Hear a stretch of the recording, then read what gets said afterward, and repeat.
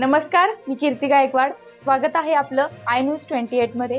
चला तर मग जाणून घेऊयात महाराष्ट्रातल्या ताज्या घडामोडी. विक्रमगड तालुक्यात नवरात्र उत्सवाला सुरुवात. वाईट वृत्ती प्रवृत्तीवर सत्याची जीत, विजय याचे महत्त्व सांगणारा हा सण.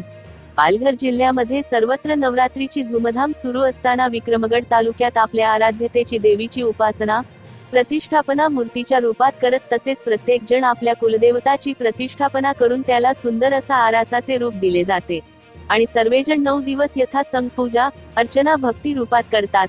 त्यामुळे सर्वत्र भक्तिमय वातावरण निर्माण झाले आहे.